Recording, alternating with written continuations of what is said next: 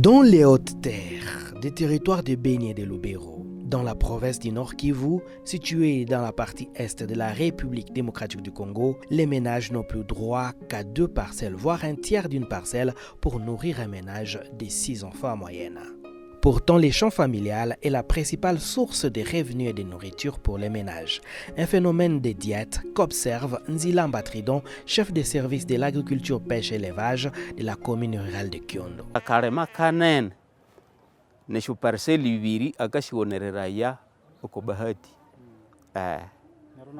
neri amapato akale bisho parcelle ibiri neri ni aka imitsuka kandiresha gabagaba ahakindahera muri ni buhoti muri kindahera hitunguru neri helu habya heke na hesongo neri wasunga ni abera hera irenga edemi parcelle iyabye mu milimu parcelle iyabye mu milimu ibiri na yendi yabye mu indi milimu ibiri mbali akapimere riwatembeno ana malemo kwihina heria.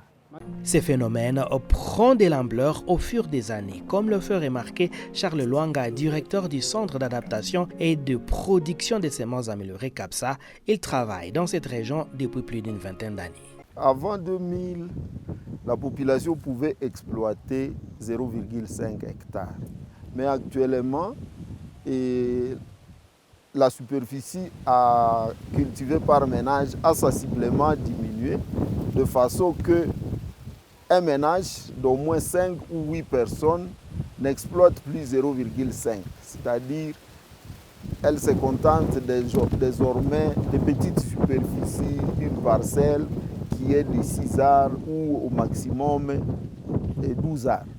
Ces défis agricoles et démographiques dans cette région est objet d'études depuis longtemps. Vu l'explosion démographique et de plus en plus la rareté des terres, le Lubero est qualifié comme une poudrière démographique, terme que reprend le professeur Paul Vikanza, enseignant à l'Université catholique du Graben, située en ville de Butembo, et qui mène ses recherches sur ces défis hommes-forêts autour du parc national de Virunga. C'est un danger réel qui est exacerbé surtout par les habitudes et les techniques culturelles qui sont souvent rudimentaires. Et ces techniques connues dans la région ne sont pas favorables à la productivité de telles terres. Des labours répétés sans amendement de sol. Et il n'y a pas de jachère parce qu'ils sont obligés, c'est exigu des exportations lors des récoltes et des nutriments dans le sol, sans restitution. L'absence cruelle de dispositifs anti-érosifs sur le pente qui sont parfois fortes. Tout ça, ça dit qu'il y a un danger. Et bien entendu, l'exiguïté même des espaces exploités qui sont développés de terres étroites, surexploités par des populations à pleine croissance démographique et dont la transition ne semble pas à l'ordre du jour. C'est là qu'il y a exactement le problème et c'est un danger. Suite à ces difficultés de trouver les champs dans leur propre village et aux alentours de leur propre village, certains décident de voyager pour aller commencer de nouveaux champs à pleine forêt. C'est pourquoi certains se retrouvent par ignorance dans le parc national de Virunga avec tout ce qui va avec comme conséquence, regrette Kavira Kavala et Marie-Josée, directrice du Centre d'études des mécanismes pour le développement local de Kyondo, CEMDEL en sigle. Ebetaka na byaberelwa ebetaka byaberelwa nero mundu akabyebile byathe basi senye uthi ahere banda eronga lunaenda ngayima yena yoko che parke kundi ukabye wahikayo abakabwa bathebo bakama ibo bakaluba kutwire 2 hectare 3 hectare nero lakini bwase woleri abyo ukabya wabuthi byamabihikere sekera na bagarde base bakenze ngabyambo wamabishale momorerema eritatolererema nakwanene tu mundu kayayo kandi unemuri esaga uone onese ulibyayo uneno buhuru kabyayo unaburuthi eryo banganasa tu bakasha kenze ngabyo neryo tu busana marema berelwa kandi amarema kasenda neryo chikale komundu nuni andare ati angatasha yayo ebyalieria benemwerayo na ushibwambweria irisolution yehe. Dans cette région, près de 5 millions de personnes vivent à moins d'une journée de marche du parc national de Virunga. Certaines agglomérations sont quasiment enclavées dans les parcs. Plus la population croît dans ces agglomérations, plus le problème avec les parcs croissent aussi, explique le professeur Paul Vikanza. Quand on voit les systèmes de production agricole et les systèmes de conservation, en fait, dans le temps, depuis la création, par exemple, du PNV, on sait que les deux systèmes sont en crise. Du côté des paysans, il faut qu'on l'accepte. Nos terres, nous sommes en train de les fuir parce que ces terres ne produisent plus rien. Et on veut vite aller vers le parc. Et bien, du côté du parc, si la discussion continue, si le débat continue, c'est parce qu'on n'a pas tout réglé. Il faut bien qu'on accepte qu'il y a aussi une crise. Voilà pourquoi on est resté menacé par les autres. Et tous, nous devons bien comprendre que partout, nous avons des problèmes. Et ça donne une opportunité. L'opportunité, c'est de dire, à partir de ce conflit, qu'est-ce que nous devons prendre? Oui, moi, je sais que le conflit peut bien constituer le moteur maintenant du développement. Le fait que nous sommes en conflit, nous sommes obligés de nous remettre sur table. Qu'est-ce qui ne va pas chez nous? Ah oui, c'est là que je propose au niveau des institutions ce qu'ils doivent se faire et ce qu'ils peuvent faire, ce qu'ils peuvent réaliser du côté de la population. Nous avons des opportunités partout. Je vois ça et je me dis, quand les populations vont constater que la conservation est en train aussi de contribuer à notre développement. Ouais. Les occasions ne manquent pas, comme par exemple la construction des barrages pour l'hydroélectricité qui alimente bien les populations. En conséquence, d'autres courageux décident d'aller défricher de nouvelles forêts vierges. Il s'agit d'aller commencer un nouveau champ dans une région très éloignée des villages, seul dans la forêt. C'est le chemin qu'est pris Paluku Musunzu Evari en 1992, fuyant les conflits familiaux dans les territoires de Lubero. Il partit pour les périphéries de la cité de Oicha, chef-lieu du territoire de Beni. À l'époque, il y a une trentaine d'années, il laissa sa femme et son enfant pour une destination inconnue. Ene sana nerisake shombanza shoko wetu eshere lwira marema make nero marema ina manalevi inga namanandara nuna sheke uta nameya omundu nyangana tokerisa laganda eshachi kwamire nariwa mkanone kalema ka sokolo kanone kalema ka somlere na kanone kalema kanda woma vitu kama maisha wao maisha. Sa femme et son enfant le rejoignent 6 ans après, mais cette région des Basses-Terres n'est pas très hospitalière pour ceux qui viennent de Haute-Terre, car il y règne le paludisme, une maladie qu'ils ne connaissent pas dans les Hautes-Terres. Dr Kambale Soeranda Chadrak, médecin-chef de zone de santé rurale de Oicha, a vu plein de nouveaux venus mourir de cette maladie. Ils ne connaissent pas les parasites du paludisme là chez eux. Et quand ils arrivent ici, ils sont vraiment attaqués. Et on les voit beaucoup souffrir.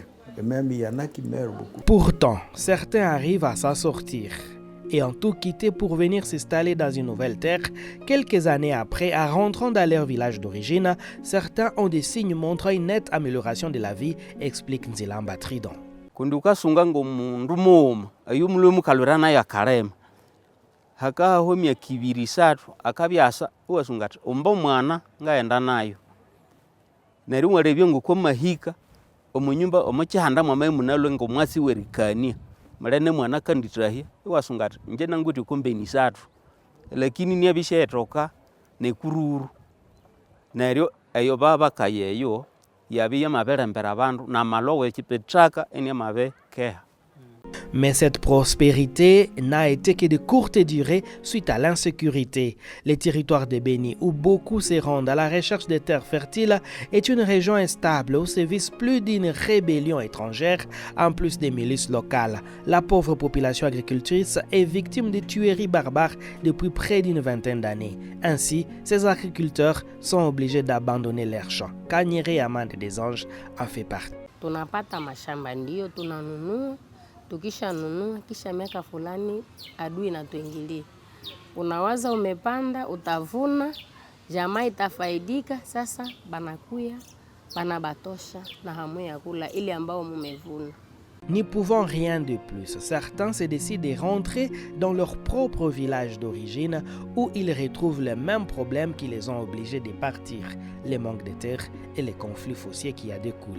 Ce matin-là, près de Maguéria, Kakule Kataliko Charles, secrétaire administratif de la commune rurale de Loutou, et son équipe organisent la 7e réunion pour repartager les champs familiales à 5 frères, dont 2 étaient déjà partis depuis un certain moment. En retournant dans leur village, leurs frères avaient déjà pris leur portion de terre et ne veulent pas céder. Les autres étaient partis au diaspora. En revenant, ils se sont retrouvés à n'y a pas la terre dans leur famille. Alors si nous sommes ici, nous sommes venus le départager. Ces champs. C'est à ce cercle vicieux que font face plusieurs populations rurales des territoires de Béni et Lubero. Néanmoins, une résilience locale s'active avec des ONG locales comme le SEMDEL qui apprend aux mamans de nouvelles techniques culturelles, explique Kavira Kavalami Marie-Josée, directrice du SEMDEL Kiondo. Comme kangiriraya embole wanga ke kokotia yate eye wetwe no butsire eyo moshoduka. Nere twamukangiriria tuwewa yatakulomorere mamwechuna nere wabukahiramo wakahekera hebete bekabya bya mutraka ibi wausanga byo omorere manere ure musunga omundu alimweria hake hebenene. Des recommandations d'usage sont faites par les agronomes aussi. Pura keragenda esa himbula ikanda ewa hira emechichi obutaka bura kirashya bukasen longi lite anti-erosive. Omubitwa mohano reno ajapu mutri wo tukahula mo mugarambo shara nene heno olubalu oyo tukabwatu kumbi omundu ni naherawo kundi munemulolo pawo apekula bo hali emekoho na yikaye yinemu waticha esa hikalagalaya hali yo tukahula mo misabu nayo nemete nayo kawa beherayo ikaye namuleta tu mazingira uwe na omwerema na yikalagalia hanene yindi bwa tukahulayo mukaliandra nariyo yose tule twasungayo na ayukana luwa bebayo ini lune bya muchinje ni nawatire kundi matina kana kula emirihi ya behonda ni shebya katera na wakaliandra rako iko kaluika shika ekahamba na kitaka chokuseba naho byo tukahula mo behorohoro ma eucalyptus ayo erahera go mamusha na magetse akalunia shuma hanabyenunga. Par ailleurs, il se développe de nouvelles variétés de semences pour remplacer les anciennes qui ne produisent plus sur des terres pauvres. C'est le travail que mènent les centres d'adaptation et de production de semences améliorées CAPSA avec comme semence principale la pomme de terre, explique Charles Luanga qui en est le directeur. En fait, la différence, elle est vraiment visible. Ceux qui utilisent les semences de CAPSA, ils peuvent vous dire qu'à planter 10 kg, ils peuvent produire 100 kg. Alors que ceux qui vont au marché, ils tombent même dans les négatifs et commencent à dire que la variété ou les variétés ne sont pas bonnes, malheureusement. Alors, il fallait qu'ils comprennent que la semence ne s'achète pas au marché et que ça s'achète dans un centre de production comme le CAPSA. Tout de même, elle est encore loin, la sécurité alimentaire pour cette région, la plus peuplée de la RDC, avec 2,5 millions d'habitants qui vivent dans la précarité selon l'Institut national des statistiques.